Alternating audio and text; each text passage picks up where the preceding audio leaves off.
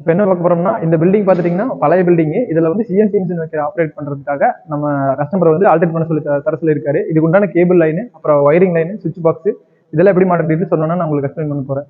இது பார்த்துட்டிங்கன்னா ஃபுல்லாகவே பைப் லைன் அடிச்சிருக்கு. ஓப்பன் பைப் லைன் தான், ஓப்பன் ஒயரிங் தான். ஃபுல்லாக பார்த்துட்டிங்கன்னா இதுக்கு மேலே டியூப் பார்த்தீங்கன்னா மொத்தமாக 8 பாயிண்ட் வருது. மேலே சீலிங் ஃபுல்லாகவே 2 பாயிண்ட் இருக்கு.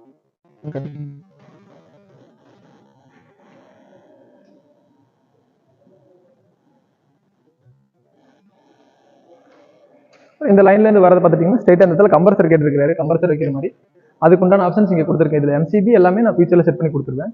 அப்படியே முன்னாடி வந்தீங்கன்னா இது பார்த்தீங்கன்னா சுவிட்ச் கண்ட்ரோல் டோட்டல் இங்கே கொடுக்க சொல்லியிருக்காரு. அதுக்கு உண்டான ஆப்ஷன்ஸ் எல்லாமே கொடுத்துருக்கேன். இந்த மெயின் ஃபுல்லாகவே ஆல்ட்ரேஷன் பண்ணிடுவாங்க. அது இபி லைன் கரண்ட் இன்ஃபார்ம் பண்ணியிருக்காங்க வந்துடும். இதுக்கு வந்து சிங்கிளா 2 மிஷினுக்கு வர மாதிரி தனியாக 2 எம்சிபி போட்டுருக்கும். 4 போல் எம்சிபி 19 லைன்ல 2 சிங்கிள் லைட்டிங் ஒரு எம்சிபி, சிசிடிவி கேமராக்கு மட்டும் தனியாக ஒரு சர்க்கியூட் போட்டு எம்சிபி மாட்டியிருக்கோம். அதுக்கு உண்டானது மட்டும் கொடுத்துருக்கோம். இது பார்த்துட்டிங்கன்னா அங்கேயும் தனியாக உங்களுக்கு வயரிங் வரும். நான் கொடுக்குறேன். அப்படின்னு முன்னாடி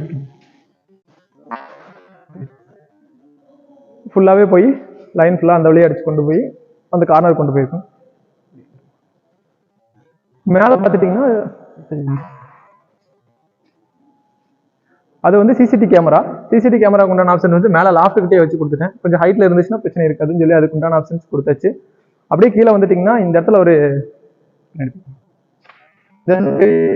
10 சைஸ் சொல்லியிருக்காரு. அந்த கேபின் வந்து சமையல் இங்க மாதிரி வச்சுட்டு இங்க டேபிள் சிஸ்டம் சுவிட்ச் பாக்ஸ் கேட்டாரு. அதுக்கு உண்டான ஆப்ஷன்ஸ் எல்லாம் இங்க கொடுத்துருக்கு. இங்க ஒரு டியூப் லைட் பாயிண்ட். அது கேபின் அடிச்சதுக்கு அப்புறம் டியூப் லைட் மாட்டி விட்டுருவோம். அதனால அப்படியே பெண்டிங் வச்சிருக்கோம். இங்க பாத்துட்டீங்கன்னா சிஎன்சி மிஷினோட ஃபர்ஸ்ட் மிஷின் இங்க வர மாதிரி சொல்லியிருக்காரு. அந்த மிஷினோட பிளானுக்கு அதுக்கு உண்டான கேபிள்ஸ் எல்லாமே இங்க அடிச்சு வச்சிருக்கோம்.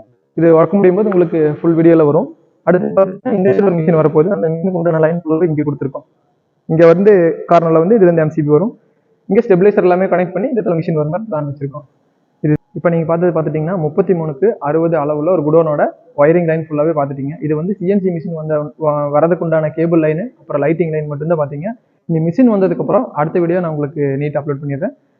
இந்த வீடியோ பிடிச்சிருந்துச்சுன்னா லைக் பண்ணிக்கோங்க, சப்ஸ்கிரைப் பண்ணிக்கோங்க, பெல் ஐக்கானை கிளிக் பண்ணிக்கோங்க. நெக்ஸ்ட் ஒரு நல்ல வீடியோவில் மீட் பண்ணுறேன். பாய்.